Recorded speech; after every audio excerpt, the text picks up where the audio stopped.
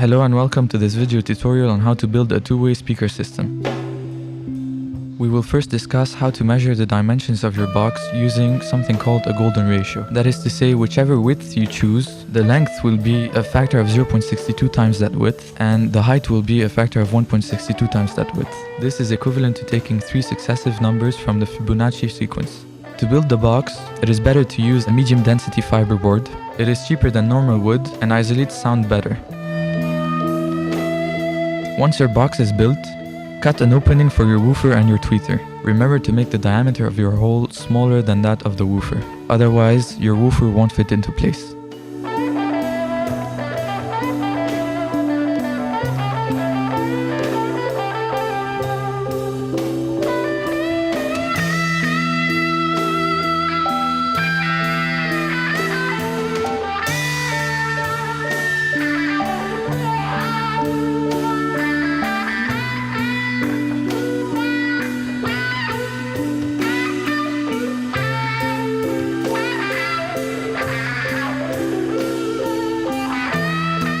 Once your drivers are secure, add silicone to the interior edges of your box so that you can really see it. Don't forget to drill holes on the side for the AUX and battery cables, and also for the volume knobs that come in the form of variable resistors.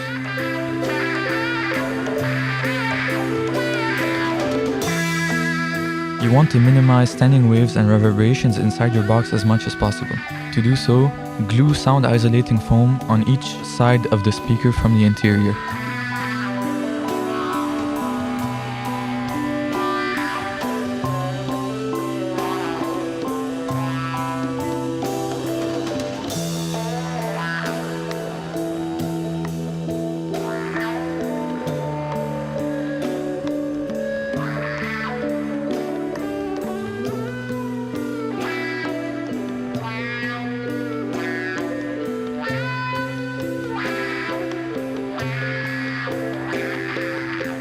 It is now time to build your crossover circuit.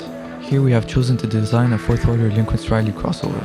This type of circuit is comprised of 2 2nd order Butterworth filters cascaded together. Guarantees that our 2 outputs are completely in phase, and not only at the crossover frequency but at all frequency possible. You can determine the values of your capacitors and inductors using an online calculator for crossover design. What you would have to do is insert in the different input fields the type of crossover, the impedance of the woofer, the impedance of the tweeter, as well as the crossover frequency which you desire. An amplifier will be positioned at the output of each of the filters. This is done in order to eliminate intermodular distortion. Inserting 2 10 kilo ohm variable resistors will allow you to control the gain of your amplifier.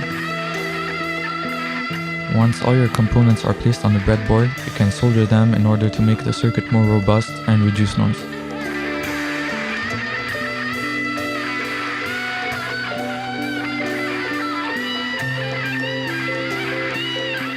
Place your circuit inside the box and add silicone around them to seal it.